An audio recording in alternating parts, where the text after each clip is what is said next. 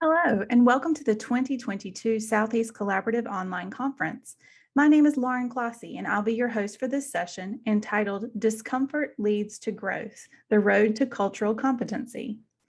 This event is supported through funding by the Library Services and Technology Act through the Institute of Museum and Library Services.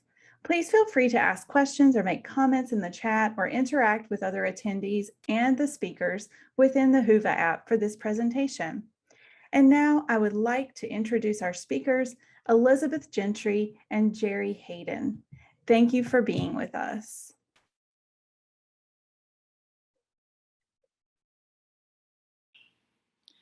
Good day, happy Wednesday. My name is Geri Hayden. I'm with the Virginia Department of Corrections in the Education Department, and I have been there as a special education IEP coordinator, and academic instructor for about 17 plus years. The reason I am involved in this little project, since I'm not a librarian, I have a vested interest as an educator and a lifelong learner. And the whole process that Miss Gentry will go through, we'll talk to you a little bit about how uncomfortable it was for her to start in this position as a librarian, coming from public schools and public libraries. We put together a Padlet, which I'm going to share with you shortly. And I can just go through, briefly the things that might pique your interest as they did mine. As a lifelong learner, I like to research everything. So there was a lot for me to learn in this whole process. So I want to share that with you. Also, I want to talk a little about the word change. Change for most people is extremely uncomfortable. And so that's where the discomfort comes into play with this topic. Just think about even here today. We used to enjoy being in person, and due to circumstances, we're now mostly virtual. But look again at the positives. We can get together with so many more people and reach so many more people in a virtual situation. But yet again, change has been uncomfortable. So I like to say one thing. As librarians, if you look back when libraries were first started, you've come a long way, baby. That's a slogan back in 1968. Just think about the lightning speed in which change has occurred. And all of this has changed how children, how their brains are wired. And even as adults, I find myself in that category. Nonetheless, we have an extremely diverse population, and I'm sure you do as well. And we wanted to explore the need to address the diversity that has led us to understanding cultural competency. So I look forward to sharing with you what Miss Gentry has put together. Thank you so much.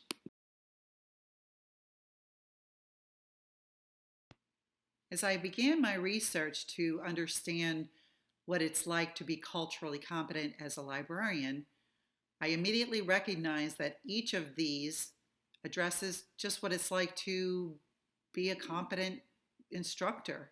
So with that in mind, I'm going to share with you the Padlet. Obviously, these are things that we do intuitively, but we have to go back and reflect on the various cultures that are represented in our community, and then, most importantly, identify and address systemic inequalities and make those changes. Hi there, I just want to share with you our Padlet. We just put together some articles that piqued our interest and wanted to share with you. Let's see, the perception quiz is over here. I took the quiz, and as a teacher, I'm embarrassed to say I got 20% correct. I was close on some of the questions, but it's an eye-opener. Also, for many of you to have at your fingertips, the academic standards for diversity and cultural competency, and statistics and data on public libraries in the United States. That was very interesting to me as well. And a recent Gallup poll over here. Let me move myself if I can. Gallup poll over here on libraries, and some different programs that we looked at locally. Some things that really interested me as an instructor was Recessative by Toni Morrison, which came out this past beginning February. I'm very excited to share that with my students.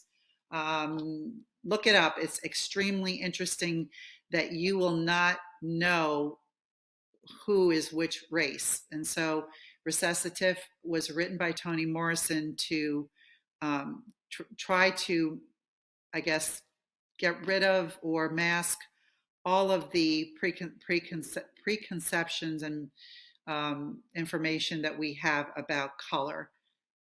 The other thing that I wanted to share with my students, and I will be shortly, in Virginia, there's an effort to identify and memorialize the Green Book locations. So take a look at that. And lastly, because of the diversity in our facility with regard to transgender, I found out that the book George, of course, was the title was changed to Melissa, and it still is so controversial and censored that it kind of makes you wonder why we do what we do with censoring, and is this going to be something that your library is going to embrace? Some of the programs that we looked at, which was of interest to me personally, was Spice of the Month Club, because I like to cook, and I think that's fairly engaging. I think that when you look at creative programs in libraries, this is just one easy program that you can incorporate. Same thing with Birthday Club. Very little, that you have to do to make people feel special. Everybody celebrates a birthday. And of course, we've included all of the articles and links to the videos that you will see shortly. Thank you.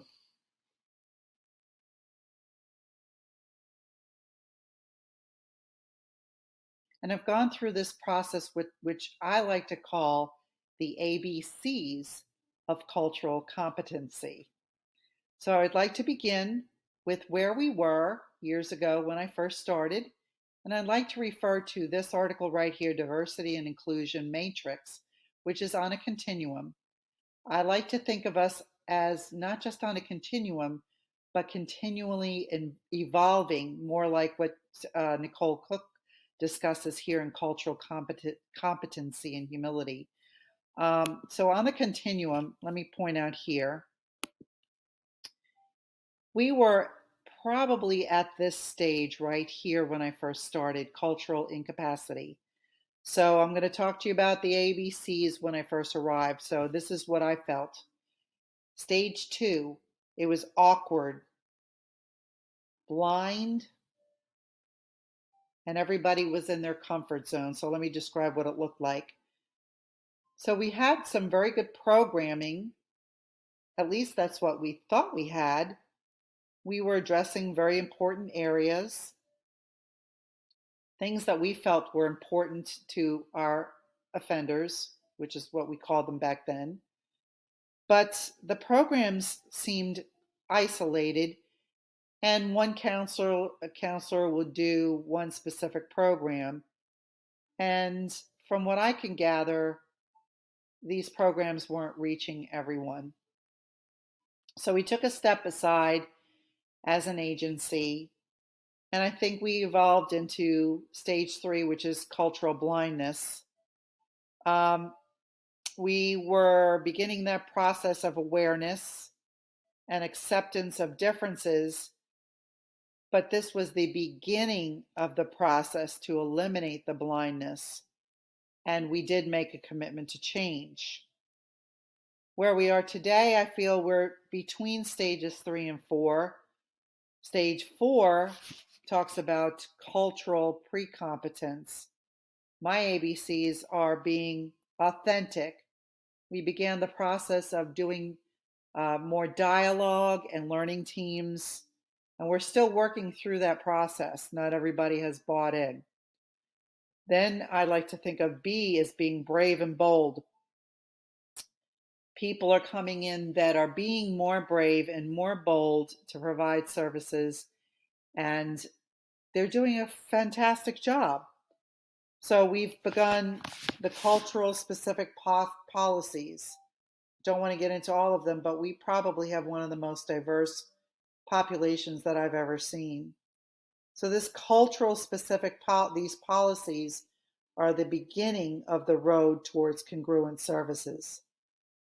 So as we want to approach stage 5, again, it's always an ongoing assessment and a belief in the process in which we could celebrate the cultural community as this ongoing process. And as we're doing this, I believe that the programs will support each other. Counselors' programs will support counselors' programs. Teachers will support what's being done in these programs. And overall, you'll find that we'll have a better program overall for our re-entering citizens.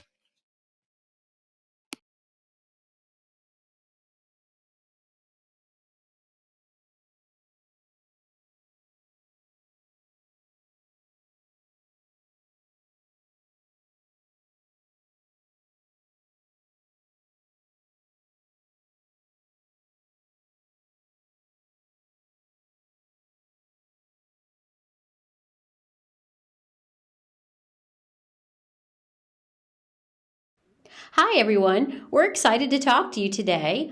I want to start off by saying that I am in no way an expert or someone with formal training on today's topic. We hope to share with you some of our experiences and have a discussion so that we can continue to learn and grow.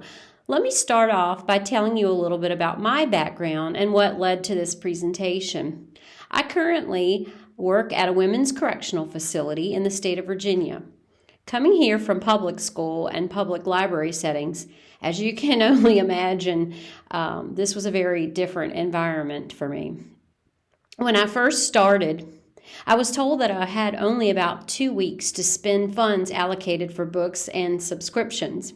I had no idea where to start.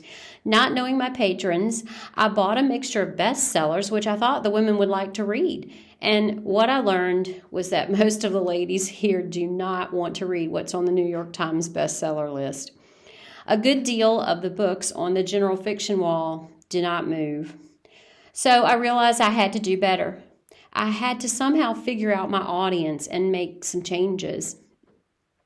I had to work on somehow figuring out my audience, and I began to watch the patrons and see what areas of the library that they flocked to. I pulled stats to see what types of books were circulating the most or had the most hold on them. And some of the women's fiction, like Kristen Hanna and Jodi Picoult and Colleen Hoover, were popular, but other things like beach reads or chick lit were just sitting on the shelves. We have an entire section in our library devoted to paranormal, which I knew very little about. And we were constantly getting requests for urban books, which I also knew very little about. And so I had my work cut out for me to try to get to know my patrons better to be able to serve them in the library. So remember we said that cultural competency is, well, in our title, we referenced it to being like a road. And so you're used to seeing a model of it as a linear model. And that's what Geri was referencing to when she talked about where she thought we were in our facility in the Department of Correctional Education at our facility. But I found versus that linear model, this model, and I really like this chart. It spoke to me. And this article is more from the perspective of a business, but I mean, we're in the business of libraries, so I think we could make this apply to us. But it's a matrix, And you have 4 categories here: the champion, the newbie, the bigot, and the bystander. And then it goes on to explain kind of each category. And when I read through that, I think that for a while I might have been a bystander. So I think I'm definitely, traveling down the path on the road and making some progress. I by no means would say that I am in the champion category. I would still consider myself a newbie, but I do feel like I am, as it says, well intentioned. I still feel like there's a lot for me to learn to become more informed, but I feel like my heart's in the right place. And I do feel like in the 3 years now that I've been at the prison that I've made some growth. And so I wanted to share that with you, and maybe you could find where you think that you are in this process, and it may inspire you to also maybe want to move out of one category and into another.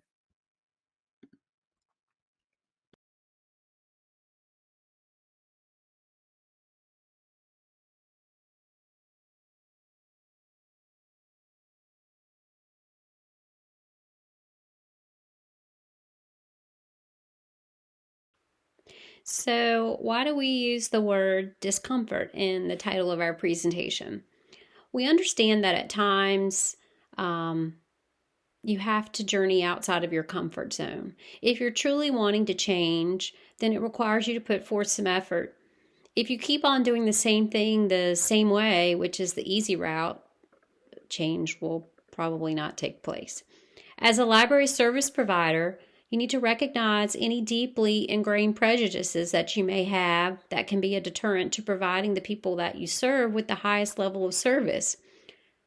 You have to look inward at first to identify any biases that you may have learned or developed through your life experiences before you can begin to unravel them and make some necessary changes. The point of today's discussion is to inspire you to do that. It's likely that you have participated in diversity training at some point in your career. So we're going to touch a little bit about the basics of diversity, but then dig a little deeper into exploring cultural awareness and sensitivity and competency.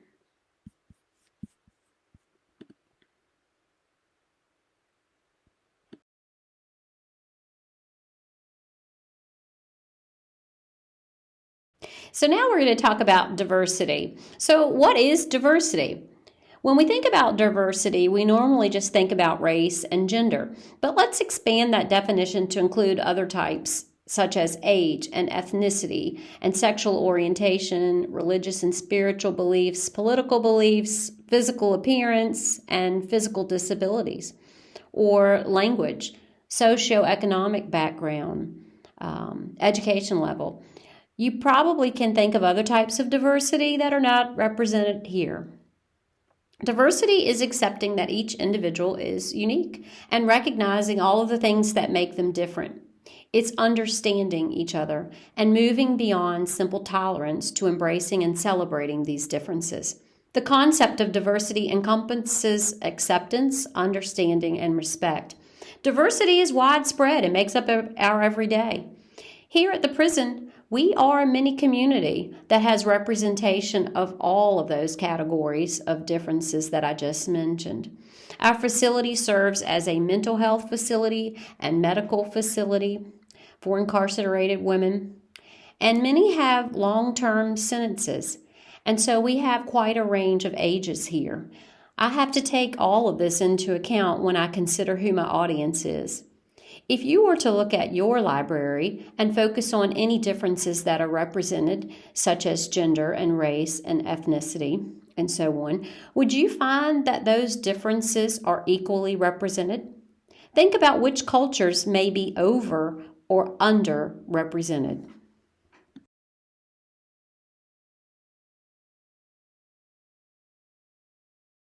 This brings us to cultural awareness. Cultural awareness requires self-reflection. It's the ability to take a step back and become aware of your cultural views and attitudes and values. It's the ability to identify your roots and understand your behavior. You must define your own frame of reference before attempting to relate to those of your patrons. This is where the discomfort piece sometimes comes in because it requires us to look inward. Your experiences and cultural background play a huge role for how and why you think and act. Essentially, your culture impacts your behavior. Since ingrained labels can impact your ability as a service provider, it's important for you to look at your own biases and stereotypes and prejudices and ask yourself, why do I believe what I believe? Why do I react in a specific manner? Where do my own biases come from? How can I move beyond them? While considering your history and how you may have been influenced to think about people of diverse backgrounds, you may have noticed that there are many different ways that you were influenced. Some important influences may be your parents, who are likely the number one influence on how you think about people who are different. Teachers, coaches, they may have been mentors early in your life.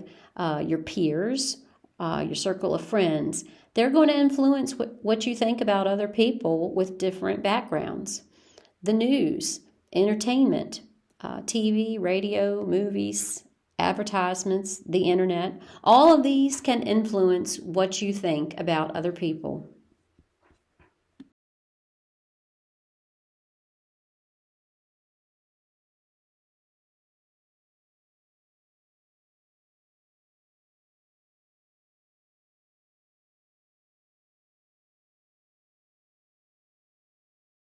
We're going to show you a short video. And before we do that, I want you to think about how often you've had a conversation with someone and all of a sudden it becomes awkward.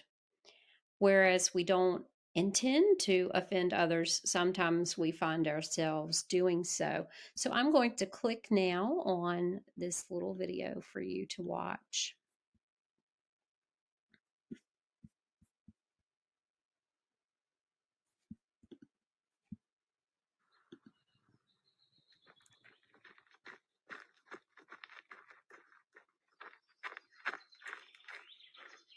Hi there. Hi. Nice day, huh? Yeah, finally, right? Where are you from? Your English is perfect. San Diego. We speak English there.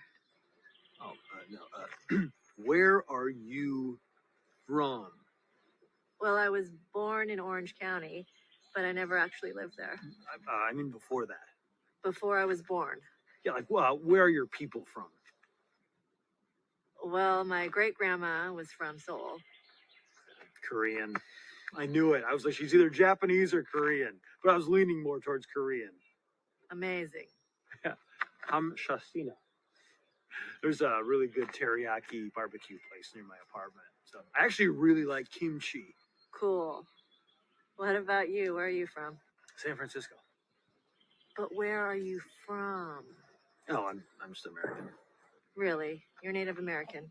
No, just regular American. Oh, well, I guess my grandparents are from England. Oh, well. Hello, Governor! What's all this then? Top of the morning to you. Let's get a small tea, small tea! Double, double, toil and trouble! Mind the gap! Beware Jack the Ripper! Bloody hell! Pip pip! Cheerio! I think your people's fish and chips are amazing. You're weird. Really? I'm weird? Must be a Korean thing.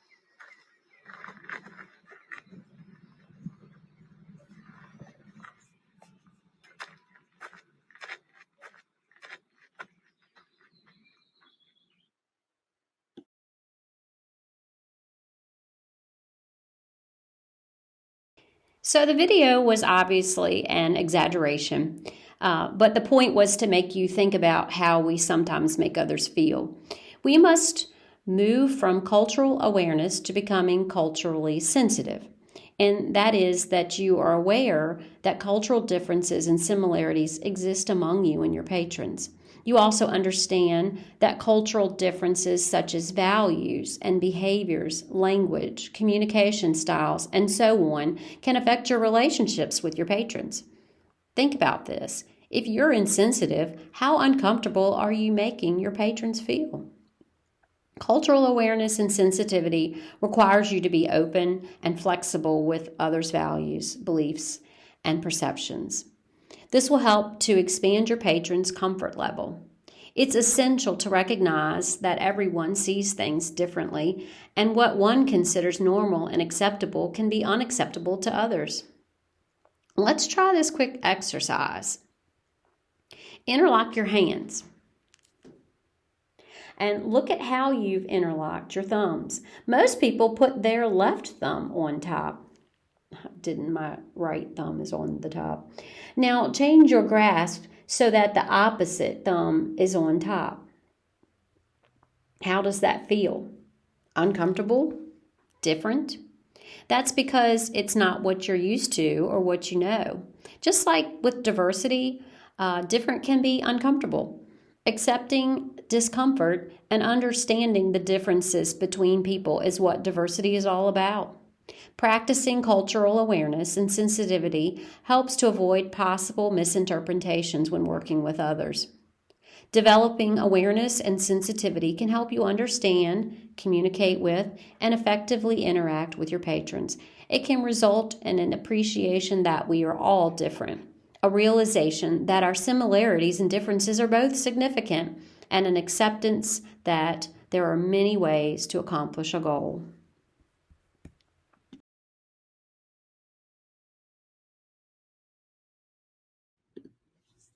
So at the facility, we have participated in cultural competency training that was offered through the state of Virginia, since we're state of Virginia employees working for the Department of Corrections.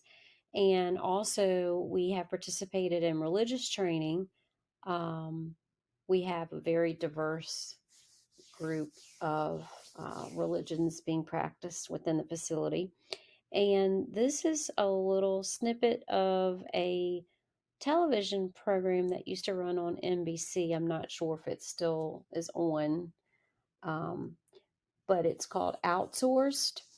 And so the man that you're going to see in the video has been sent to India to manage the call center, and he's training employees there and how to speak with Americans on the phone. Three. A lot of Americans wear these to sporting events. But why so? It's hard to explain. We just do. Yes. I don't understand the purpose of A221. A221.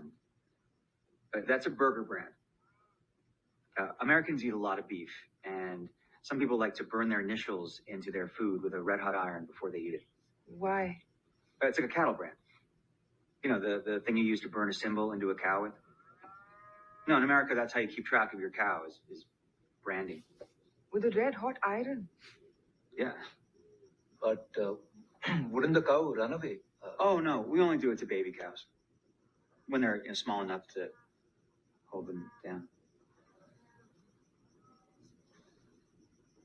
Yes, Asha? A suggestion, Mr. Todd. Go ahead. You need to learn about India.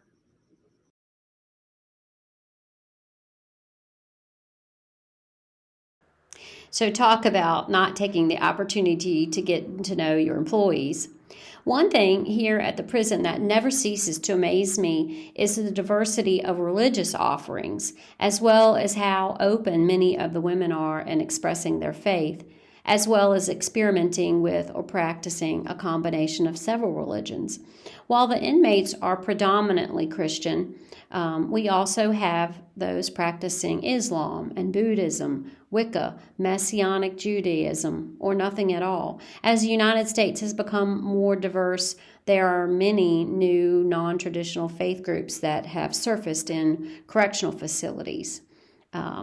So in addition to those we mentioned, there are also those practicing Hinduism, Mormons, Native American, Buddhist, Rastafarian, Seventh-day Adventist, Santeria, Jehovah's Witness, Christian Scientists, witchcraft. The inmates may even develop their own personal religion that consists of a combination of traditional and non-traditional faith perspectives woven together. During the height of the COVID-19 lockdowns, all religious services were canceled, as well as not allowing volunteers to come into the facility. And many of these services were run by volunteers. The one chaplain is also a volunteer paid for and hired by an outside service provider. And so she also was unable to come in for a long period of time. Prior to this, when asked for religious materials, I would defer those requests to the chaplain, as there is also a chaplain's library at the facility. As it became more and more apparent to me that no one was answering these requests, I had to start learning more about this and finding ways to obtain resources for them. There are about 45 different religious groups that appear on the approved religions list of religions that can operate in Virginia DOC facilities. I recently went over and asked the chaplain how she oversees all of this when I know that she is of Christian faith. And her response was, well, Miss Gentry, I try to look at it with the perspective that there is one creator no matter what others may call it. I believe that God is in all religions. She respects all faiths, and she goes out of her way to have books to represent as many of these faiths as she can. I am beginning to realize that I also need to buy more materials to also supplement some of the things that are available over there. Express respect, appreciation. Be open to learning about others who are different, and that may include differences in your faith or religion.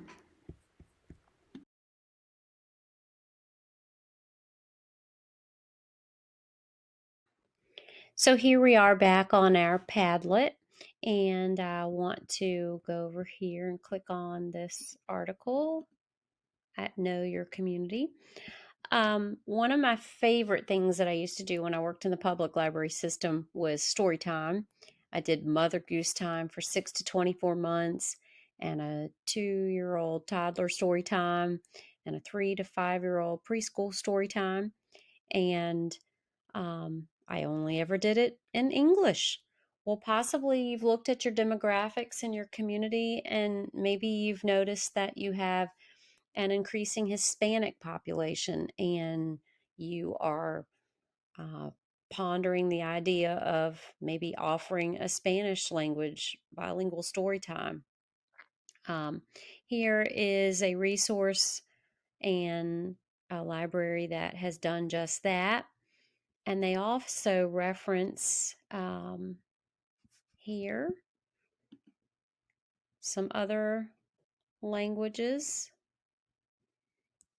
and a library, Burnaby Public Library. I think it was in Canada, and they're Embracing Diversity Project. And you can go there and you can see some songs and rhymes and finger plays, all in other languages. And so here's a little sample of a song.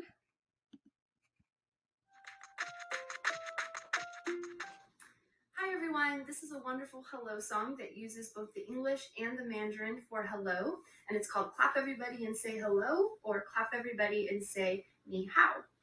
So we're going to sing it for you now. Here it goes. Clap everybody and say hello. Clap everybody and say hello. Clap everybody and say hello, no matter what the weather. Clap everybody and say ni hao. Clap everybody and say ni hao. Clap everybody and say ni hao, no matter what the weather. And if you want, of course, you can add in things like stomp everybody and say hello, jump everybody, dance, twist, wiggle, whatever you need to get them out. But it's a really fun song to use. So that doesn't look too terribly hard. Venture out of your comfort zone. Again, that's what we're talking about today. You may feel a little bit uncomfortable and nervous about doing such a thing, but think about how that will also reach out to other folks and make them feel more comfortable and inviting and wanting to be in your library.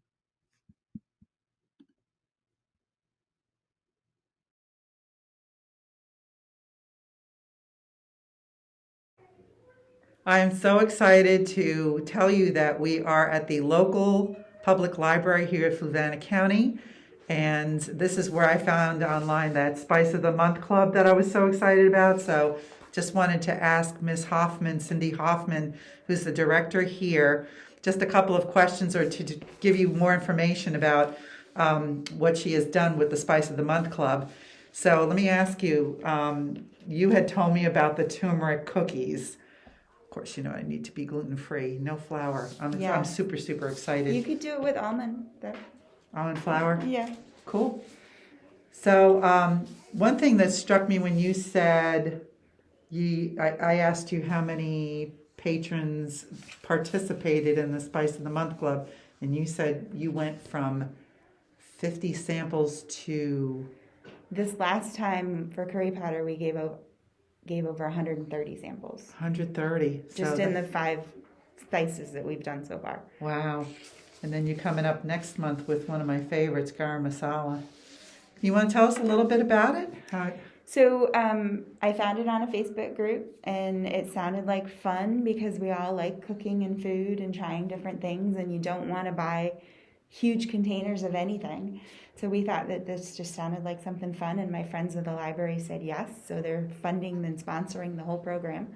And so we give out information, recipes, and about a 3 tablespoon size sample of the spice, and we do it once a month, and we go until supplies run out, and people post as they make things. They post pictures on the Facebook group, and the turmeric cookies are really good. We've tried the paprika chicken.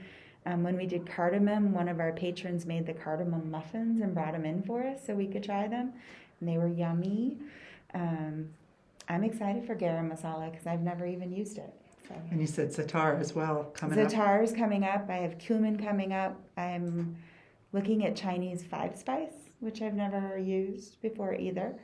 And I think we might do dill over the summer. So wow. It's fun. I try to spend 20, 30 minutes a couple times a week just looking for ideas and recipes and not spend a whole day on it. I'm the crazy lady who always comes up with something. As you're talking, I'm thinking about, oh my gosh, you got all this property over here.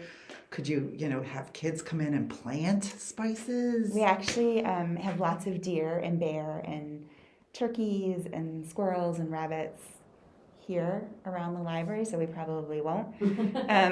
But up the road is Pleasant Grove Park, and they have a huge community garden up there. So we have some people that are planting spices up there. But usually we try to do spices. In a dream, I'd like to do some herbs and stuff too. But Perfect. Future use. Exciting, and just the options, to expand are limitless, actually. Yes, we actually bought some really good spice books. They actually alphabetical by spice, and they tell you everything.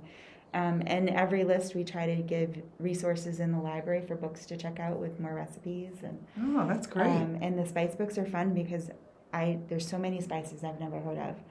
And we have some good markets and local areas that we're going to go explore and maybe do some tastings. Well, thank you. I think this is exciting. So, so go to your public library and get this program started at yours. This is wonderful. Thank you. You're welcome. All right.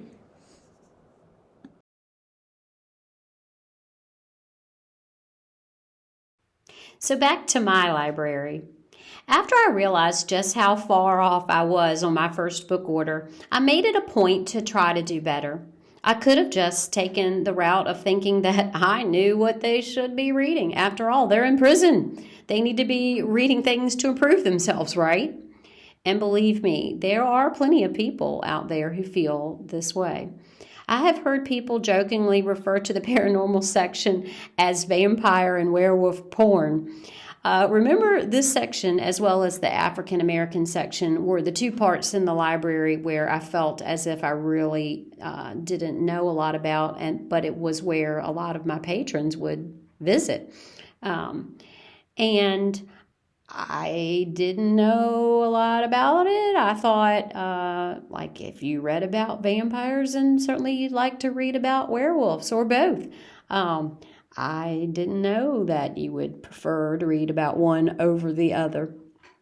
Christine Feehan, J.R. Ward, I just didn't know. And I thought that when they asked for Sookie Stackhouse, they were asking for an author. I didn't know that that was a character. And then throw in urban. I really just didn't know a lot about this genre. When they would ask for the urban books, I would point them over and refer them to the African American section. And they would say, no, the urban books. Where are the urban books?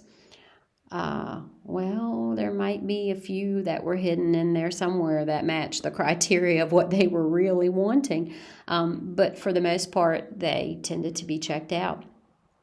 My principal even came to me one day and she said, Miss Gentry, the ladies keep coming up to me on the yard and they want to know why we don't have any urban books. And she said, can you try to get more?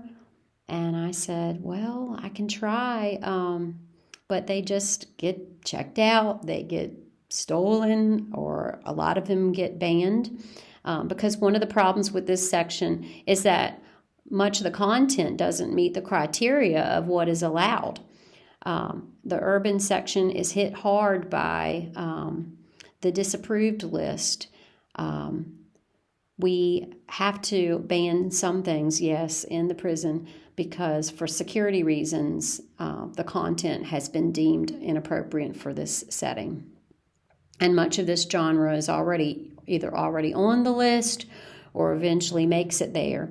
So it makes it really hard for us to keep books in this section. In addition to there not being many books that were truly urban, the ladies were having to scan through all of the African American books to find what they really wanted, which was urban.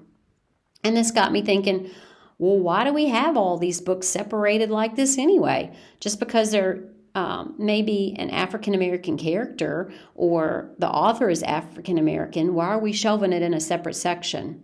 Wouldn't others want to read these books too? And they might not be able to find them or stumble across them unless they come over to this section.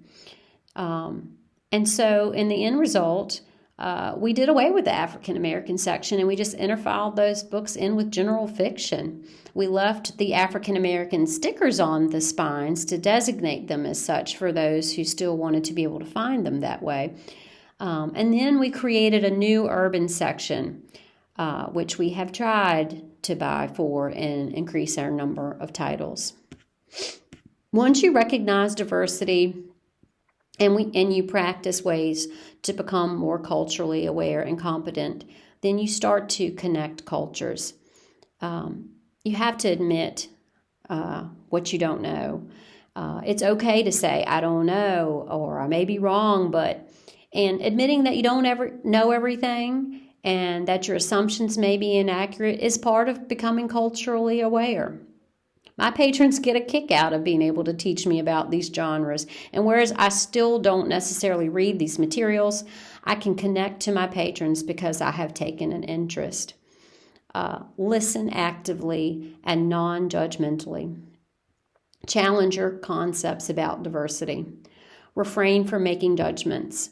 Before evaluating a situation or a person, try to gather information so that you can understand them better. Accept that others can teach you and that their way can add to what you know. Express appreciation and respect. Be open to learning about others who are different. After about my third book order, one of my inmate library workers said to me, "Miss Gentry, you have gotten so much better at your book orders."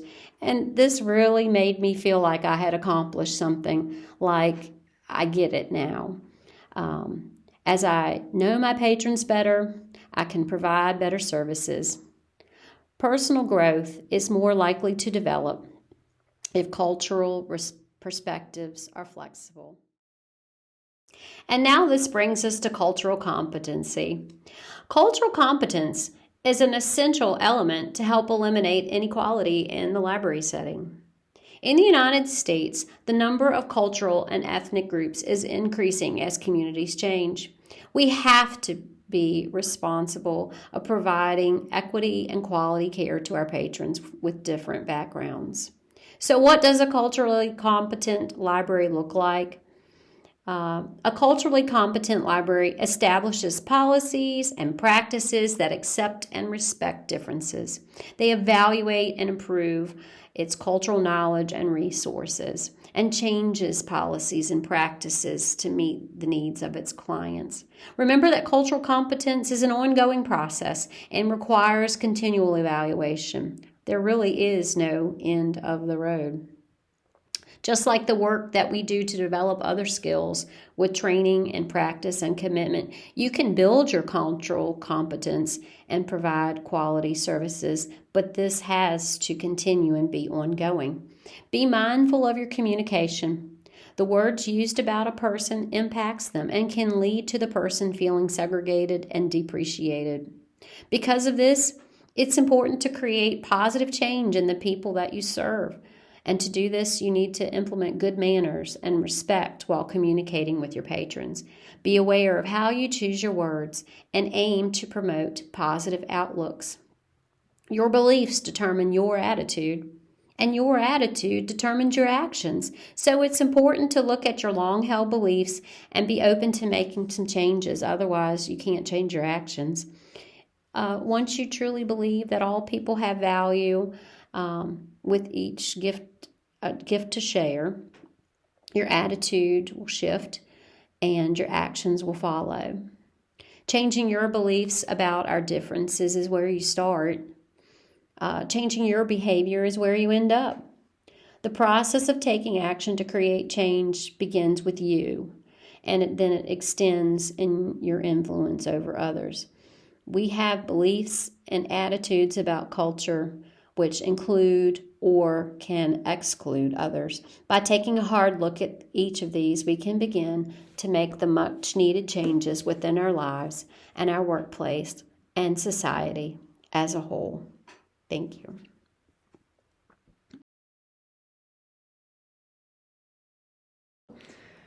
So, Ms. Gentry, do you feel any discomfort with this videoing? Very much so. Okay, so but as far as the topic of cultural competency, do you feel like you've grown a little bit? Absolutely. That's awesome. So I want to say that I learned a lot just because I did, the background for myself because I'm not a librarian.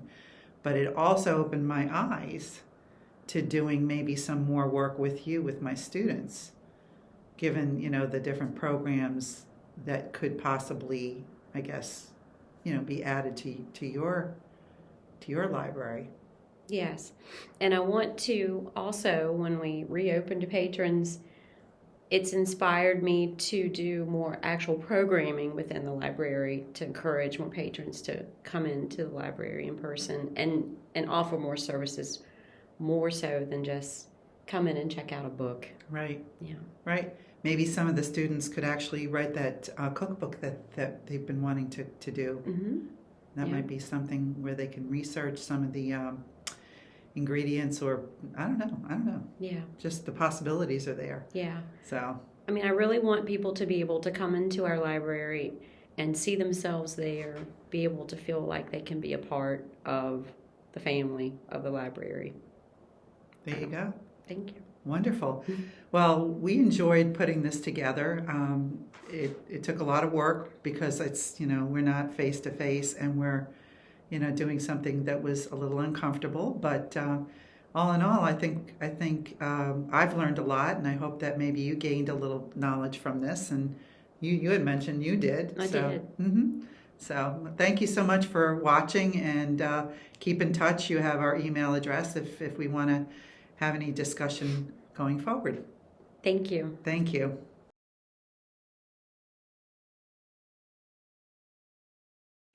Thank you so much, Elizabeth and Geri, for being here today and presenting. And thank you to everyone for attending our webinar. If you have any other questions, please feel free to reach out to the speakers or to conference hosts using the Whova app. An evaluation is provided with the conference session resources, and we welcome your feedback about the session and the conference. Thanks everyone for making the 2022 Southeast Collaborative Conference successful. See you next year.